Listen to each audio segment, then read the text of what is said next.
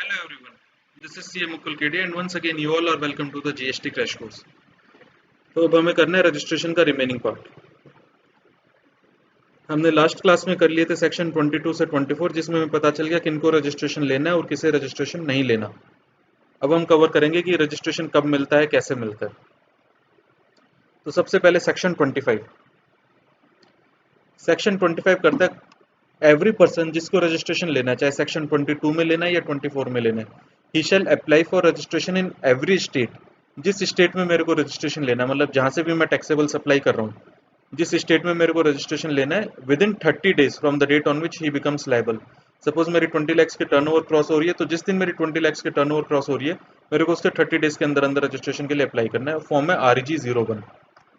अगर मैं inter state supply करता हूँ तो जिस दिन मैंने इंटर स्टेट सेल कर दी, मेरे को उसके 30 डेज के अंदर अंदर रजिस्ट्रेशन अप्लाई करना है। और IST यूनिट के लिए सेपरेट रजिस्ट्रेशन होता है, ये हमें पता है।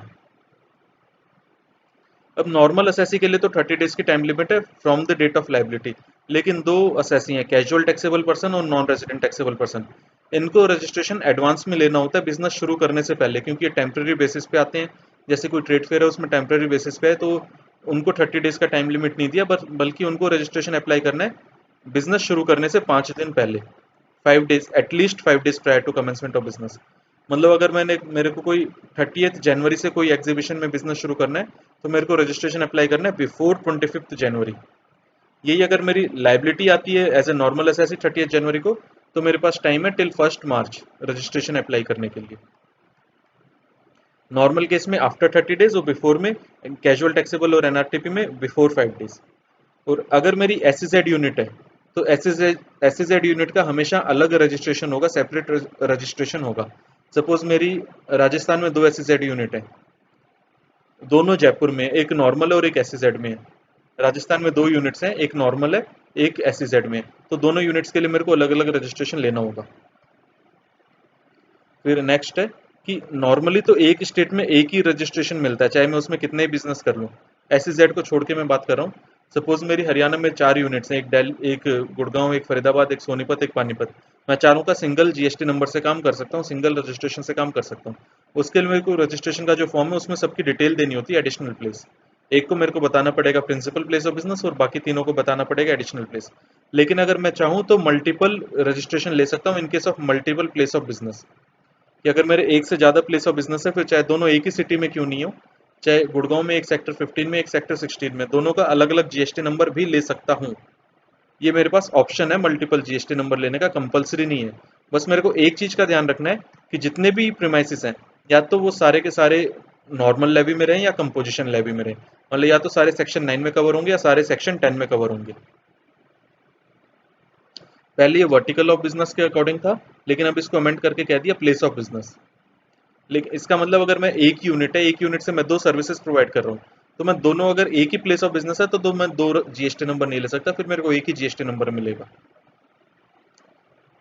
पर्सन, अब कोई आदमी जो GST के लिए लायबल नहीं है, सपोज मेरी टर्नओवर 20 लाख से ऊपर नहीं हुई और मैं normal intra state local sale है मेरी, तो he can also take GST number voluntary. आप वॉलेंट्री GST नंबर भी ले सकते हो, पर इसमें सर्विस टैक्स की तरह, जैसे मैंने पहले बताया कि सर्विस टैक्स की तरह 20 लाख की एग्जाम्पशन लिमिट नहीं है। जिस दिन आपने GST नंबर ले लिया उस दिन से आपको GST चार्ज करना कंपलसरी है। अब अगर मेरे एक से ज़्यादा GST नंबर है, फिर चाहे वो सेम स्टेट में हो या मेरी अलग अलग स्टेट्स में यूनिट्स हैं, तो वो सब डिस्टिंक्ट पर्सन माने जाएंगे, वो for the purpose of GST, क्योंकि इनके सबके अलग अलग रजिस्ट्रेशन लिए और सब अपने अपनी असेसमेंट वगैरह रिटर्न सब अपनी अपनी अलग फाइल करेंगे, और आपस में कोई ट्रांजेक्शन होगी तो उसका भी इनवॉइस बनेगा और उसके ऊपर भी GST लगेगा।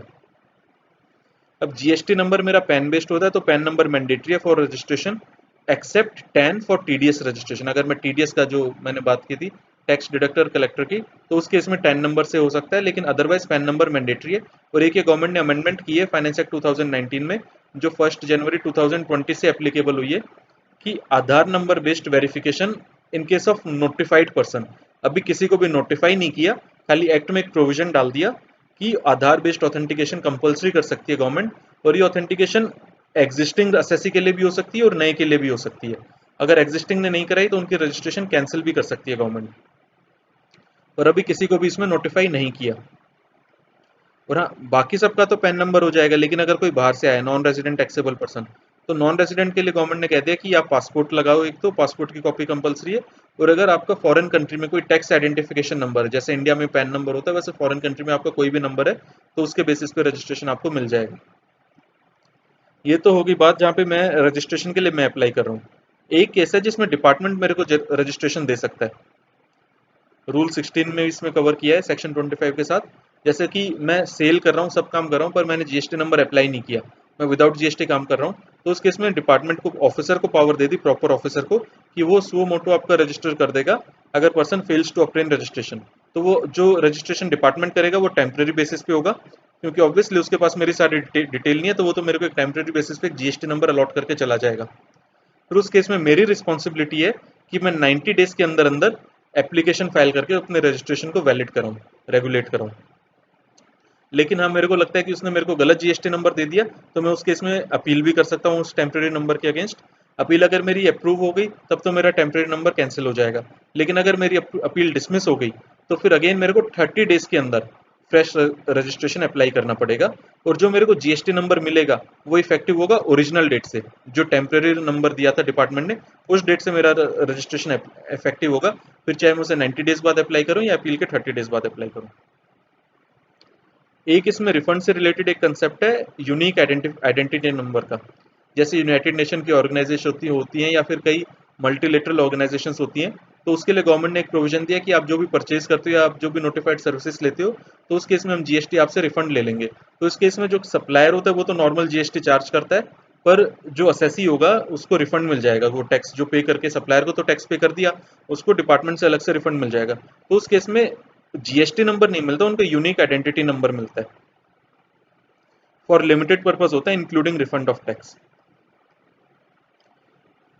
अब रजिस्ट्रेशन में एक टाइम लिमिट लगा दी है गवर्नमेंट ने कि रजिस्ट्रेशन जो भी आप करोगे उसको आपको वेरिफिकेशन के बाद करना होगा, और आप चाहे ग्रांट करो या रिजेक्ट करो, लेकिन आपको 3 डेज के अंदर अंदर करना होगा। या तो आप 3 दिन के अंदर अंदर सर्टिफिकेट इशू कर दो, या फिर आप कोई क्वेरी रेज करो। और आपने क्वेरी रेज करी, एसएससी ने उसका रिप्लाई कर दिया, तो आपके पास उस रिप्लाई के लिए भी 7 डेज का टाइम लिमिट है। 7 डेज में आप या तो उस क्वेरी रिप्लाई को रिजेक्ट करो या फिर उसको आरसी इशू करो। तो एक टाइम लिमिट डाल दी कि जब जिस दिन अप्लाई किया उससे 3 डेज, और अगर क्वेरी आपने करी, क्वेरी का रिप्लाई किया, तो उस रिप्लाई के केस में 7 डेज, उसने पीरियड में आपको वो रजिस्ट्रेशन इशू करना कंपलसरी है। और सर्टिफिकेट ऑफ रजिस्ट्रेशन मेरे को REG 06 में इशू होता है, और इसकी भी इफेक्टिव डेट है। अगर मैंने 30 डेज के अंदर अंदर अप्लाई कर दिया, जिस दिन मैं लायबल था मैंने उससे 30 डेज के अंदर अंदर अप्लाई कर दिया, तब तो जिस दिन की मेरी लाइबिलिटी थी उस दिन से वैलिड होगी मेरी आरसी।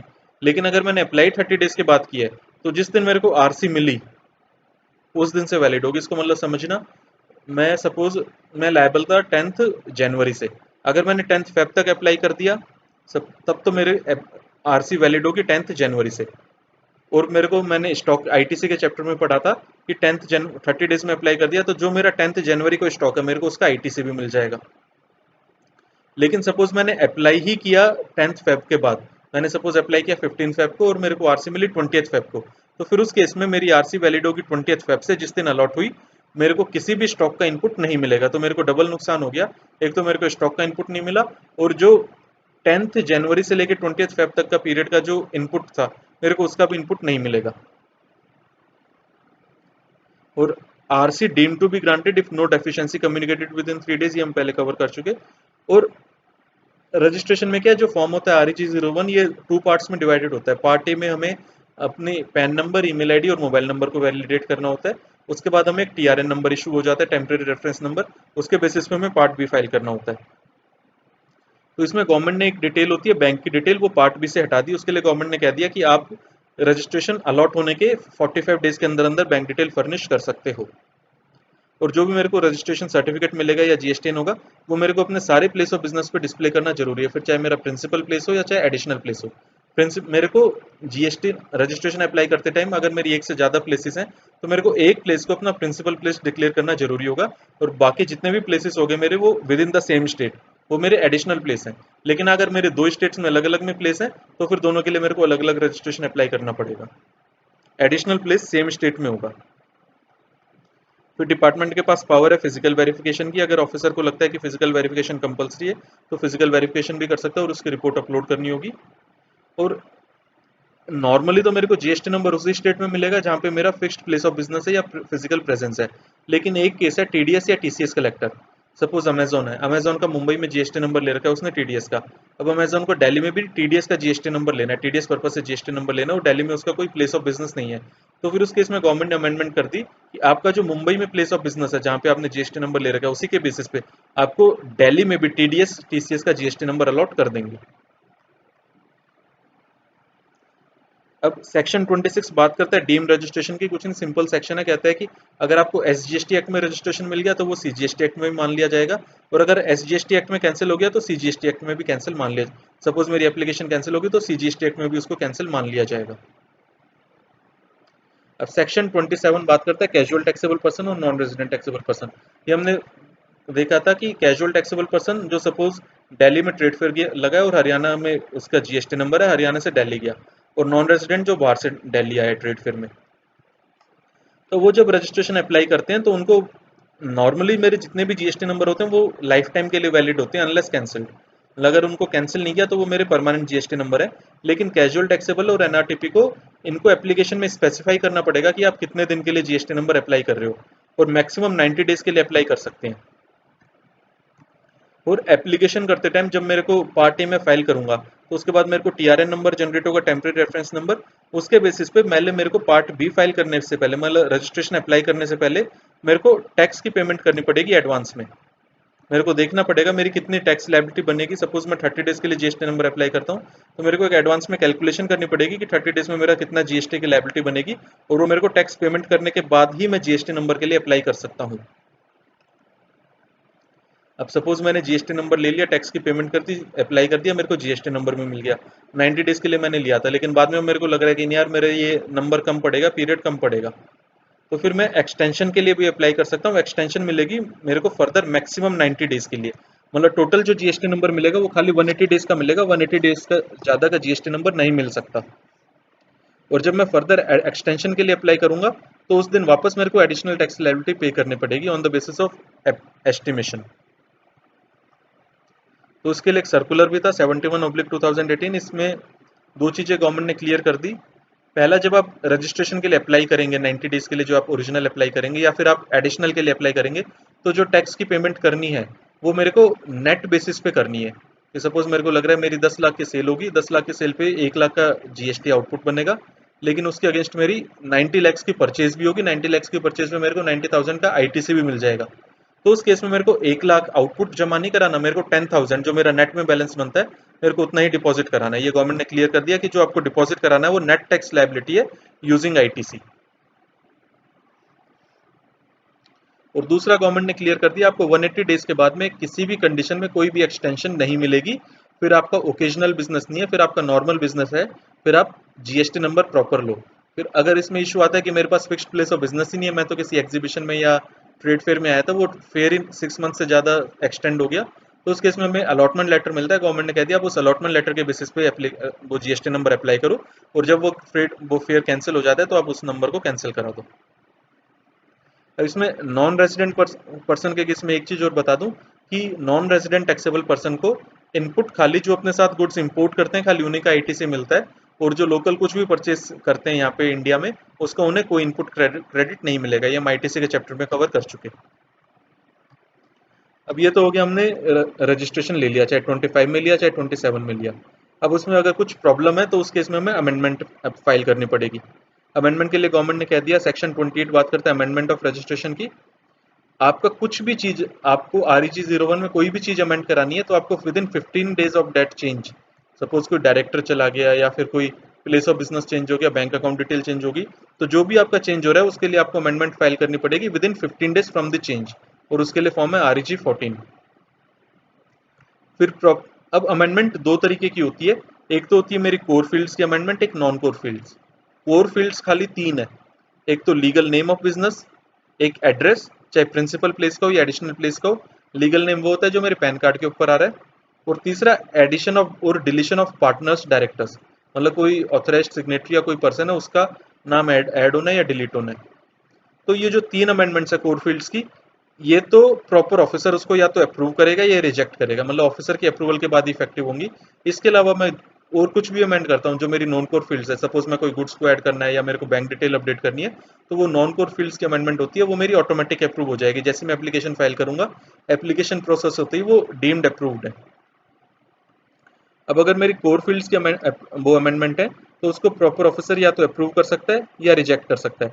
लेकिन हाँ, रिजेक्ट करने से पहले उसे अपॉर्चुनिटी ऑफ बीइंग हर्ड देनी जरूरी है। अगर चाहे वो मेरा रजिस्ट्रेशन कैंसिल करे ऊपर सेक्शन 25 में, सेक्शन तब भी उसे वो अपॉर्चुनिटी देनी कंपलसरी है। और यहाँ पे अगर मेरे अमेंडमेंट को वो रिजेक्ट करता है, इस केस में भी उसे मेरे को अपॉर्चुनिटी देनी कंपलसरी है। और अगर SGST एक्ट में कोई अप्रूवल हुई या रिजेक्शन हुई अमेंडमेंट की, तो CGST एक्ट में भी मान ली जाएगी।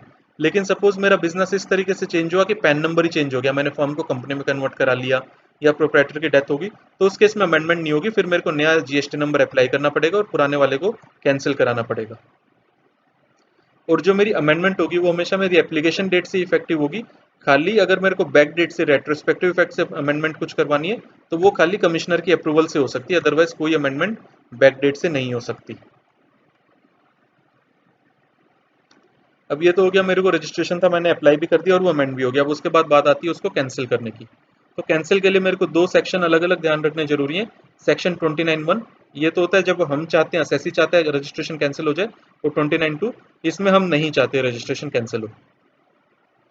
सेक्शन 29 बात करता है जब आपने बिजनेस ही बंद कर दिया।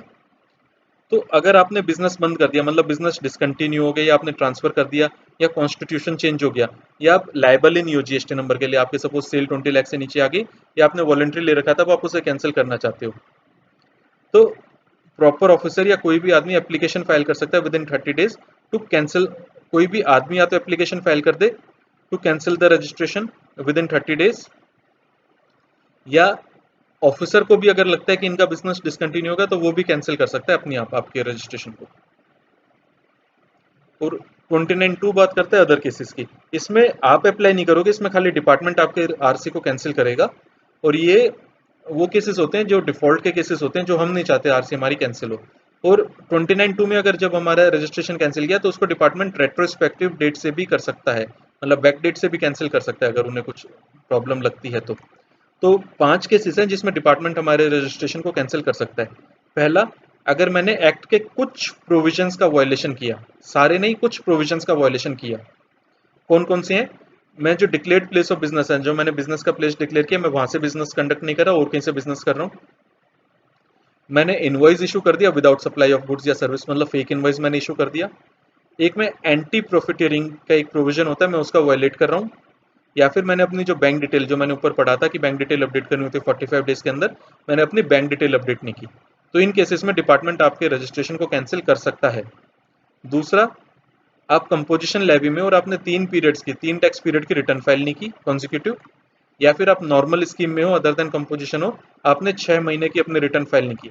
तो अगर आपने 3 महीने या 6 महीने की, 3 पीरियड की या 6 महीने की रिटर्न नहीं की, तो उस केस में भी डिपार्टमेंट आपके रजिस्ट्रेशन को कैंसिल कर सकता है। नेक्स्ट, आपने वॉलंटरी लिया था रजिस्ट्रेशन और आपने 6 महीने तक बिजनेस शुरू नहीं किया, उस केस में भी आपकी RC कैंसिल हो सकती है। और लास्ट, अगर आपने RC फ्रॉड या विलफुल मिसस्टेटमेंट से अप्लाई की थी, ऑब्टेन कर ली, तो उस केस में भी डिपार्टमेंट आपके रजिस्ट्रेशन को कैंसिल कर सकता है। लेकिन हाँ, कहीं पे भी यहाँ पे अगर डिपार्टमेंट 29(2) में किसी भी केस में मेरे रजिस्ट्रेशन को कैंसिल करेगा, तो अपॉर्चुनिटी ऑफ बीइंग हर्ड देनी कंपलसरी है।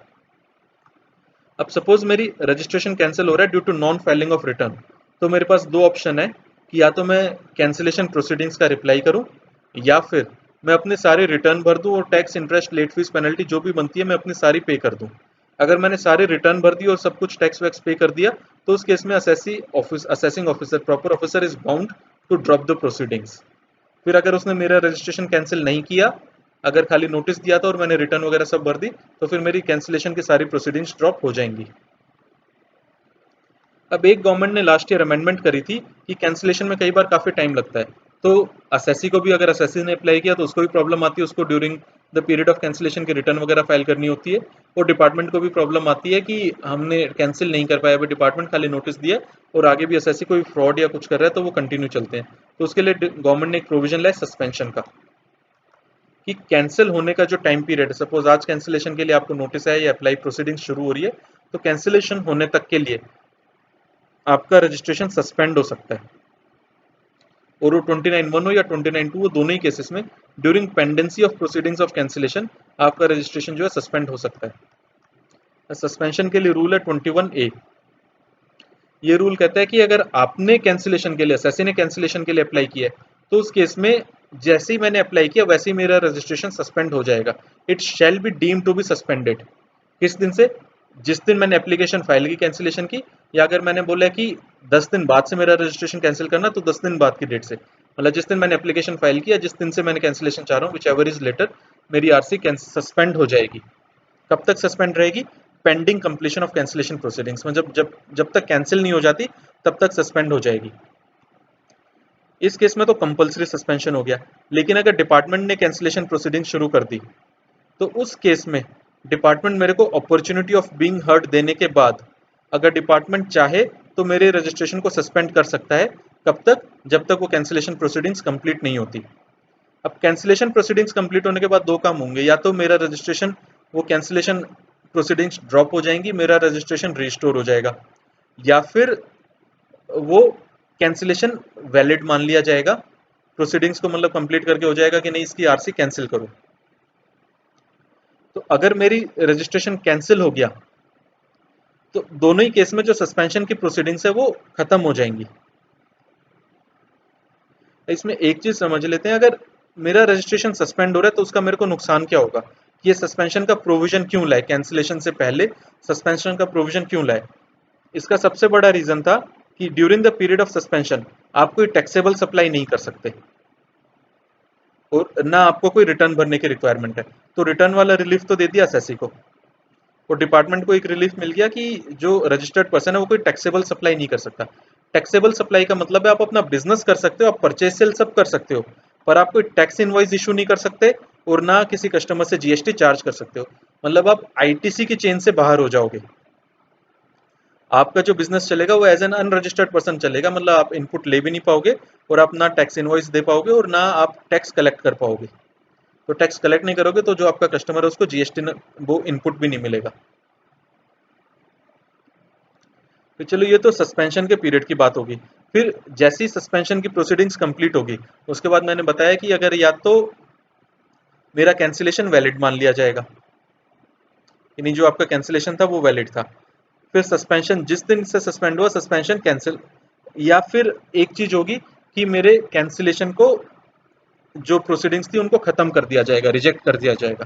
तो अगर कैंसिलेशन प्रोसीडिंग्स रिजेक्ट कर दी, तो जिस दिन से मेरा जीएसटी सस्पेंड किया था उसी दिन से सस्पेंशन रिवोक हो जाएगा। मतलब मेरा जो आरसी रजिस्ट्रेशन था वो पूरा रेगुलराइज हो जाएगा।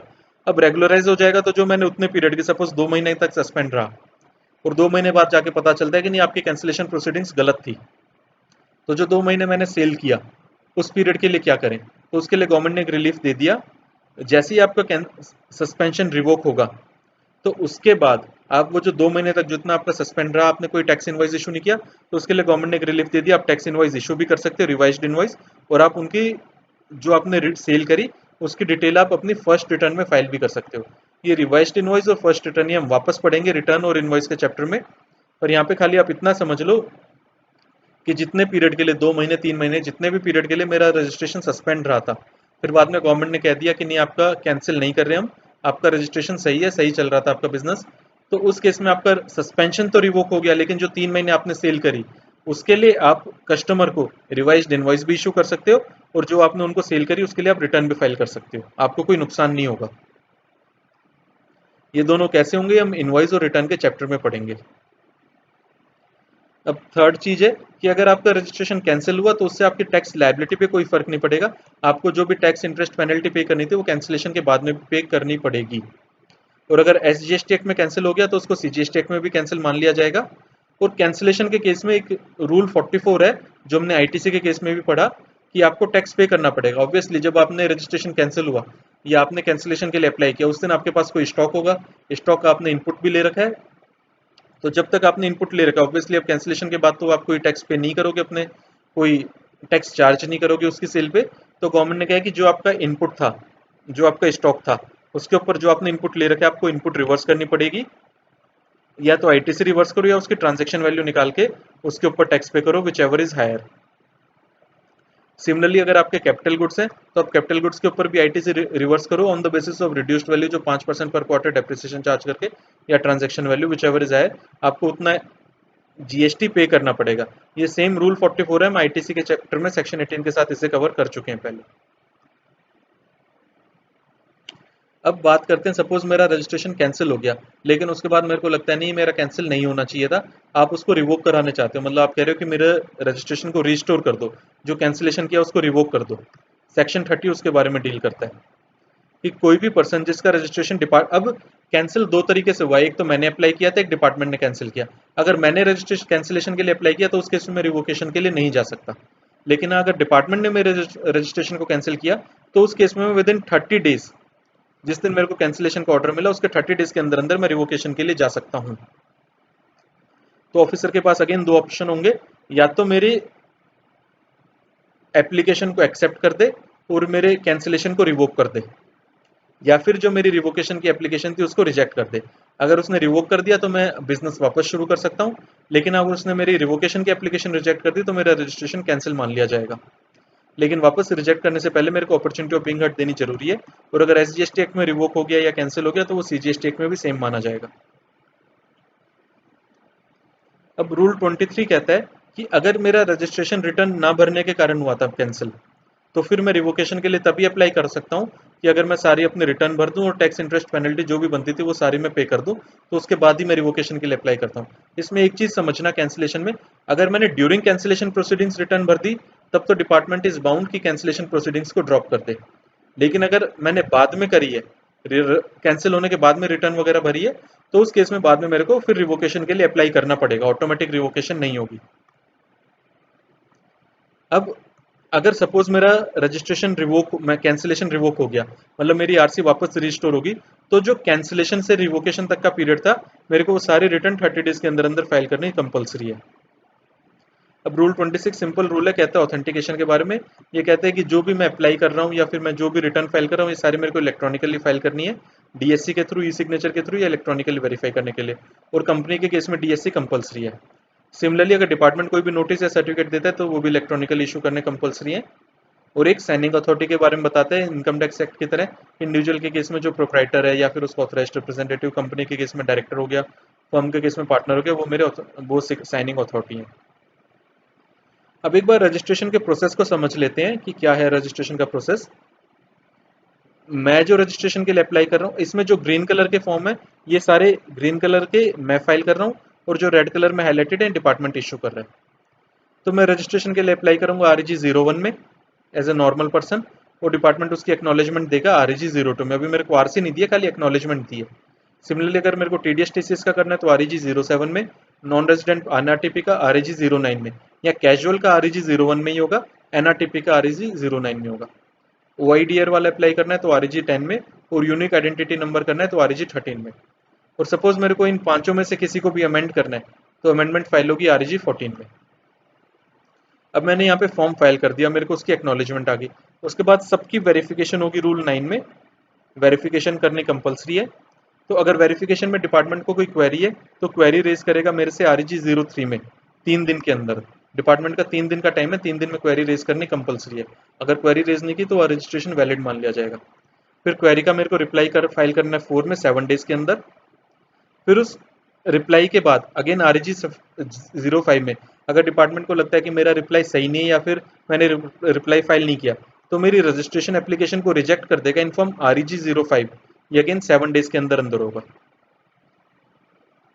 और अगर कोई क्वेरी नहीं आई तो फिर मेरा रजिस्ट्रेशन वैलिड मान लिया जाएगा। लेकिन अगर सपोज डिपार्टमेंट को लगता है नहीं इसका रजिस्ट्रेशन सही है, इसको देना चाहिए, तो रजिस्ट्रेशन मिलेगा मेरे को REG 06 में, मेरे को 15 डिजिट का GST नंबर अलॉट हो जाएगा। और हाँ कई बार होता है डिपार्टमेंट मैंने रजिस्ट्रेशन नहीं ले रखा पर मैं बिजनेस कर रहा हूँ, तो डिपार्टमेंट उसमें मेरे को स्व मोटो रजिस्ट्रेशन दे देता है टेम्परेरी बेसिस पे, वो होता है REG 12 में। उसके बाद मेरे को नॉर्मल RC अप्लाई करनी पड़ेगी। और अगर मैंने अमेंडमेंट करी थी REG 14 में फाइल, तो उस केस में डिपार्टमेंट मेरे को REG 15 में अमेंडमेंट का ऑर्डर इशू करेगा, डिपार्टमेंट इशू करेगा। अब बात करते हैं कैंसिलेशन की। मैं कैंसिलेशन में अप्लाई करूंगा REG 16 में, डिपार्टमेंट को क्वेरी रेज करनी है तो 17 में इशू करेगा, फिर मैं उसका 18 में रिप्लाई दूंगा, उसके बाद डिपार्टमेंट कैंसिलेशन ऑर्डर फाइल कर देगा 19 में। लेकिन अगर मैंने रिटर्न भर दिया कैंसिलेशन प्रोसीडिंग्स को ड्रॉप करना है तो फिर वो ड्रॉप होंगी RAG 20 में। लेकिन अगर मेरा TDS का कोई मैंने रजिस्ट्रेशन ले रखा था वो कैंसिल होना है तो वो RAG 8 में होगा। अब कैंसिल होने के बाद मैं उसकी रिवोकेशन के लिए अप्लाई करता हूँ। तो रिवोकेशन के लिए 30 डेज का टाइम लिमिट है। मैं RAG 21 में अप्लाई कर दूंगा कैंसिलेशन के लिए। डिपार्टमेंट को रिवोक करना है तो 22 में डायरेक्ट रिवोक कर सकता है विद इन 30 डेज अगेन, या उसको लगता है कि नहीं ये रिवोक अभी नहीं करना, उसको कोई नोटिस देना है तो RAG 23 में नोटिस देगा, उसका मैं 24 में रिप्लाई करूंगा 7 डेज के अंदर अंदर।